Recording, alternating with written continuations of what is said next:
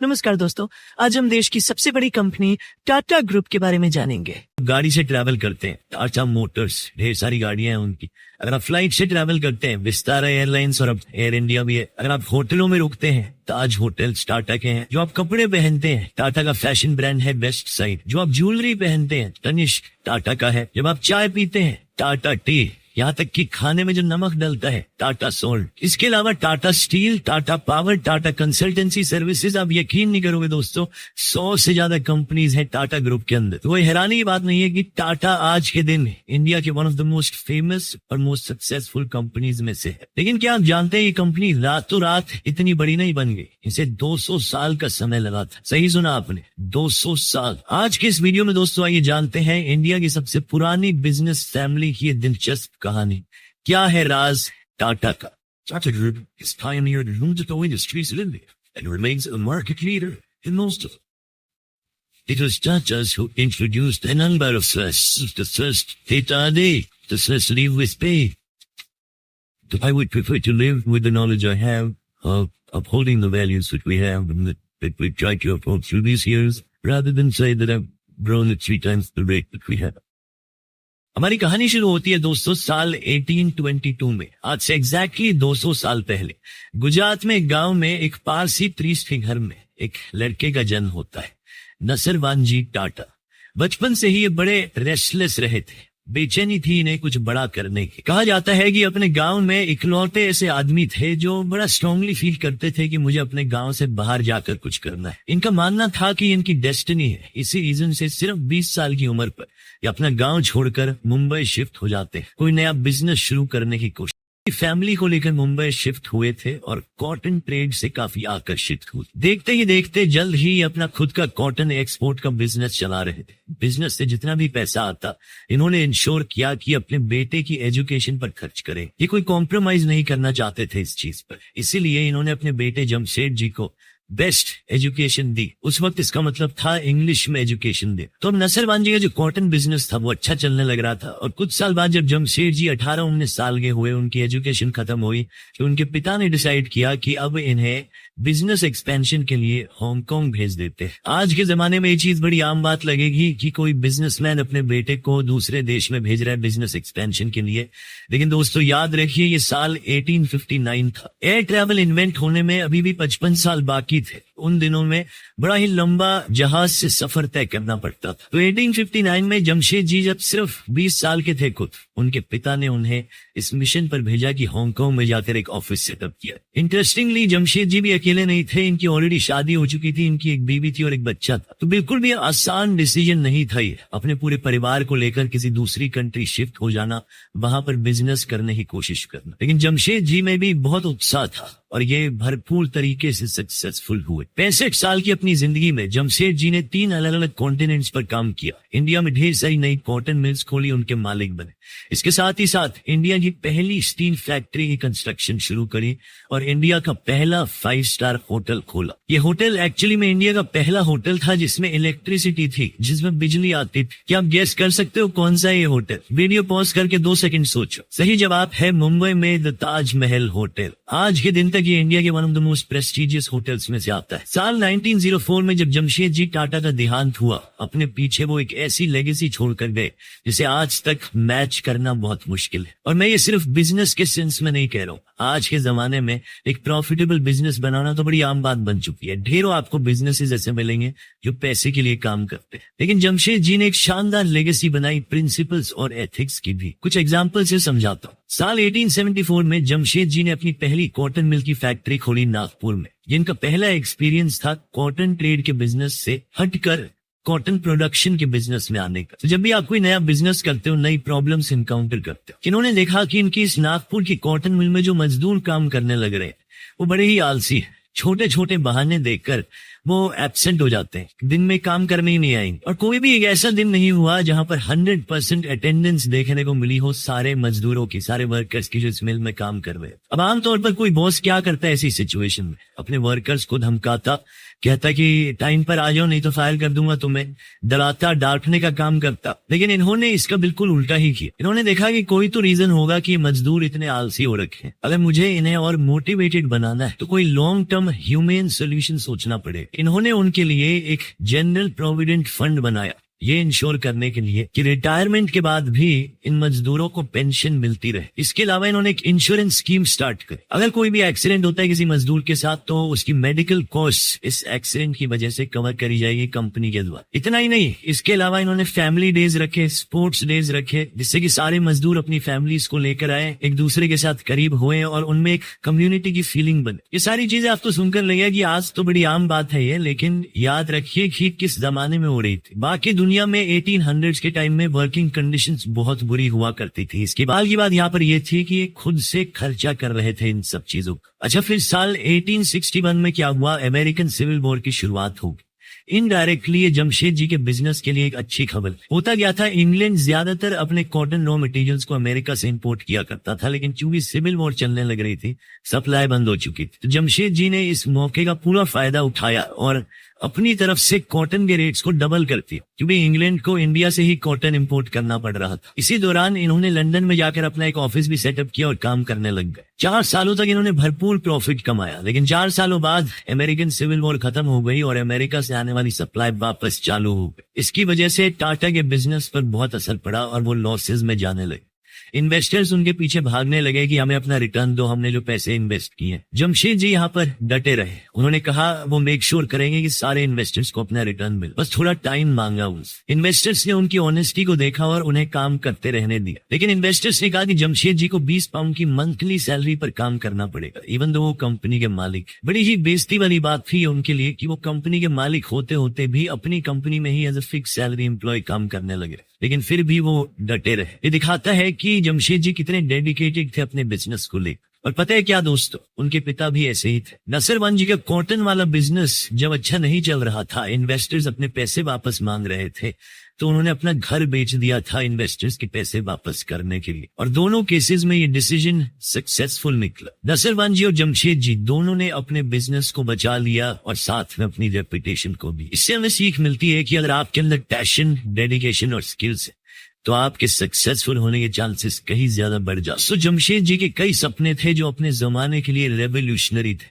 एक hydro electric power plant खोलना, India में एक world class education institution establish करना, एक स्टील प्लांट खोलना, एक ऐसा 5 स्टार होटल बनाना जहां पर किसी भी रंग के लोग जा सके। उन जमानों में रेसिज्म बहुत होता था। उनकी लाइफ टाइम में वो सिर्फ एक होटल खोल पाए, लेकिन उनके जो बाकी 3 ड्रीम प्रोजेक्ट्स थे इन पर काम शुरू हो चुका था उनके देहांत से पहले। बाद में ये उनके बेटे थे दोराबजी टाटा, जिन्होंने इंश्योर किया कि उनके बाकी 3 सपने भी हकीकत बनेंगे। साल 1910 तक टाटा का स्टील प्लांट तैयार हो चुका था और स्टील प्रोडक्शन शुरू हो चुकी थी। इसी टाइम के अराउंड फर्स्ट वर्ल्ड वॉर की शुरुआत होती है और ब्रिटिश एम्पायर को सख्त जरूरत पड़ती है स्टील की। ऐसे में टाटा स्टील देश का सबसे बड़ा स्टील सप्लायर बन जाता है। टाटा स्टील का इस्तेमाल किया जाता है ब्रिटिश टैंक्स को बनाने के लिए, हथियार बनाने के लिए, रेलवे ट्रैक्स को बिछाने के लिए। इनफैक्ट एक बड़ी फेमस स्टेटमेंट है यहाँ पर जो एक ब्रिटिश पॉलिटिशियन के द्वारा कही गई थी फर्स्ट वर्ल्ड वॉर में। उन्होंने कहा था, Tata steel saved us. Tata steel ने हमें बचा लिया। उनकी स्टील की क्वालिटी इतनी अच्छी थी कि बम भी जब गिरते थे टैंक्स पर, वो इन टैंक्स को पेनिट्रेट नहीं कर पाते थे। और इसके बाद से टाटा स्टील नाम और भी ज्यादा पॉपुलर बन गया। वर्ल्ड वॉर 1 के खत्म होने के बाद ग्रेट ब्रिटेन में एक बड़ी स्ट्रॉन्ग रेपुटेशन बन चुकी थी टाटा स्टील की। और साल 1914 तक टाटा ग्रुप इतना बड़ा बन चुका था कि उसके अंदर 14 अलग अलग कंपनीज थी। लेकिन ये तो सिर्फ शुरुआत थी। दोराबजी टाटा ने कंपनी की एक्टिविटीज को संभाला साल 1938 तक, जिसके बाद उनके एक दूर के कजन जहांगीर रतन टाटा ने कंपनी को टेक ओवर कर ली। शॉर्ट में हम इन्हें JRD टाटा नाम से भी जानते हैं। एक और उत्साह से भरे नौजवान जिनके बहुत बड़े बड़े सपने थे। JRD टाटा एक्चुअली में ग्रो अप किए थे फ्रांस में। वहां पर ये एक पायलट भी थे। इनको बहुत पैशन था फ्लाइंग का। इसी रीजन से इन्होंने इंडिया की पहली एयरलाइन टाटा एयरलाइंस की स्थापना करी, जिसे बाद में जाकर रीनेम कर दिया गया एज एयर इंडिया। एयर जो भी कहानी मैंने आपको बताई दोस्तों, ये इंडिपेंडेंस से पहले की है। साल 1947 में इंडिया को आजादी मिलती है। उन दिनों सोशलिज्म का जमाना था। हमारे फ्रीडम फाइटर्स जैसे कि गांधी जी, भगत सिंह, स्वामी विवेकानंद सब सोशलिस्ट प्रिंसिपल्स में विश्वास रखते थे। जाहिर सी बात थी, जब देश को आजादी मिली, जवाहरलाल नेहरू की इकोनॉमिक पॉलिसीज भी काफी सोशलिस्ट थी। उन्होंने फैसला लिया कि देश में जितने भी बड़े बड़े बिजनेसेस और इंस्टीट्यूशंस हैं उन्हें नेशनलाइज किया जाएगा, सरकार उन्हें हैंडल करेगी। ये एक ऐसा डिसीजन था जो उस जमाने के लिए पॉजिटिव सेंस में ही देखा जाता है। इसकी सोशलिज्म वाले वीडियो में मैंने बात करी थी, लेकिन टाटास के लिए ये एक बुरी खबर थी। सरकार ने टाटा एयरलाइंस को भी नेशनलाइज कर लिया। जीआरडी टाटा का दिल टूट गया इस फैसले से, लेकिन शुरुआत से ही टाटास का मानना था कि बिजनेस सिर्फ प्रॉफिट के लिए नहीं होता, बल्कि नेशन बिल्डिंग के लिए भी होता है। नेहरू सरकार ने नेशनलाइजेशन के बाद जीआरडी टाटा को ऑफर भी किया कि वो आकर एयर इंडिया को लीड कर ले, और जीआरडी टाटा ने खुशी खुशी इस ऑफर को एक्सेप्ट कर ली। यही रीजन है कि 1970-80s में एयर इंडिया को दुनिया की one of the most prestigious airlines माना जाता था। इसके अलावा जीआरडी ने और सेक्टर्स में बिजनेस को एक्सपेंड करना शुरू किया। 1945 में टाटा मोटर्स का सबसे पहला प्रोडक्ट बनाया गया, पटरियों पर चलने वाले लोकोमोटिव इंजन। 1968 में इन्होंने टाटा कंसल्टेंसी सर्विसेज यानी टीसीएस की स्थापना करी, जो electronic data processing services provide करती है। आज के दिन टीसीएस देश का सेकंड लार्जेस्ट एम्प्लॉयर है इंडियन रेलवेज के बाद। इसके अलावा cancer research and treatment centre, salt का business, electronics manufacturing. JRD Tata 52 years के लिए चेयरमैन रहे थे टाटा के, और इस टाइम के बीच टाटा ग्रुप के अंदर अब 95 कंपनीज हो चुकी थी। साल 1969 में सरकार ने monopolies and restrictive trade practices act पास किया, और इसका सबसे ज्यादा असर टाटा ग्रुप पर ही पड़ा। सरकार का बेसिकली पर्पस था कि कोई भी कंपनी इतनी बड़ी ना बने कि हर चीज में उसकी मोनोपोली हो जाए। ऐसे रूल्स पास होने के बावजूद भी जीआरडी टाटा के अंदर टाटा ग्रुप और बड़ा बनता गया। कैसे? इन्होंने क्या किया कि जैसे जैसे नंबर ऑफ सब्सिडरीज बढ़ती जा रही थी टाटा ग्रुप के अंदर, ये टाटा सन्स की ओनरशिप कम करते जा रहे थे। ऐसा करने से ये नई कंपनीज मोनोपोलीज नहीं बन रही थी। लेकिन over the course of many years ये अप्रोच एक्चुअली में बुरा साबित हुआ बिजनेस के लिए। जब और लोगों ने बिजनेसेस को हैंडल करना शुरू किया टाटा के, तो हमेशा वो सक्सेसफुल नहीं हो पाए। फॉर एग्जाम्पल, इनका electronics business Nelco radios manufacture करता था। 1971 में नेल्को का जो मार्केट शेयर था वो सिर्फ 2% पर आके गिर चुका था, जबकि एक समय 20% हुआ करता था। अब अगर स्पेसिफिकली नेल्को की ही बात करें तो जमशेदजी टाटा के एक ग्रैंड सन थे, पोते थे, जिन्हें बुलाया गया नेल्को को वापस ट्रैक पर लाने के लिए, और ये इंसान और कोई नहीं बल्कि रतन टाटा थे। वैसे तो ये साल 1962 से ही फैमिली बिजनेस पर काम करने लग रहे थे, लेकिन साल 1971 में इन्हें नेल्को की असाइनमेंट दी गई। रतन टाटा ने कहा, रेडियो की मैन्युफैक्चरिंग करना बंद करते हैं, अगर हमें नेल्को को रिवाइव करना है तो नई टेक्नोलॉजीज में इन्वेस्ट करते हैं, जैसे कि सैटेलाइट कम्युनिकेशन।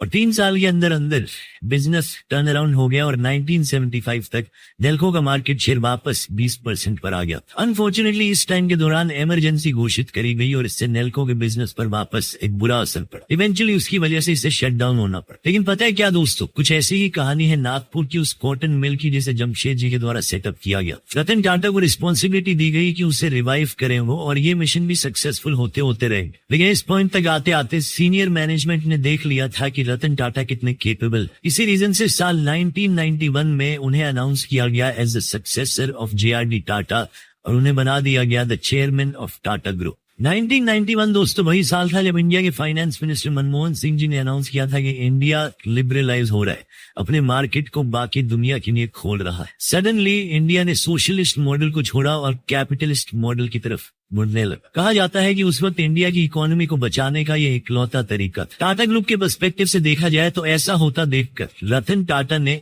बिल्कुल उल्टा किया उसका जो जेआरडी टाटा ने किया था। इन्होंने टाटा सन्स की ओनरशिप को बढ़ाना शुरू कर दिया सारी टाटा ग्रुप की सब्सिडरीज में। ऐसा इसलिए किया गया ताकि कोई भी इंटरनेशनल कंपनी अब आकर टाटा ग्रुप की कंपनीज को ना खरीद पाए। और ये डिसीजन भी इतना सक्सेसफुल निकला कि ना सिर्फ टाटा ग्रुप बचा रहा इस पीरियड में, बल्कि टाटा ग्रुप ने फॉरेन कंपनीज को एक्वायर करना शुरू कर दी। इंग्लैंड में एक टेटली टी कंपनी होती थी, $12 बिलियन में टाटा ग्रुप ने उसे खरीदा।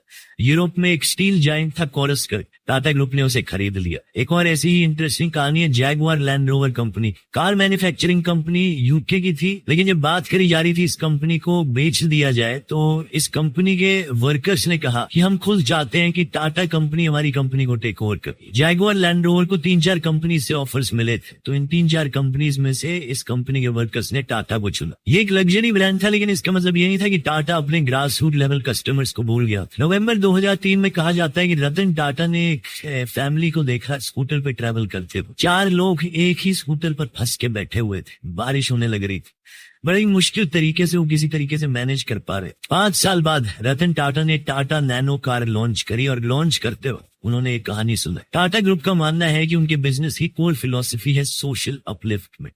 तो लोअर मिडिल क्लास लोगों को चांस देना चाहते थे कि वो अपनी गाड़ी ओन कर सके। सिर्फ 1 लाख रुपए, दुनिया की सबसे सस्ती गाड़ी। ये एक अलग कहानी है कि इस गाड़ी की मार्केटिंग स्ट्रेटेजी बहुत ही खराब थी। इन्होंने इसे इस तरीके से मार्केट किया कि देखो सबसे सस्ती गाड़ी है, सिर्फ 1 लाख रुपए की गाड़ी है। लेकिन ये नहीं सोचा कि लोगों के मन में परसेप्शन क्या आएगा जब वो ये चीज सुनेंगे।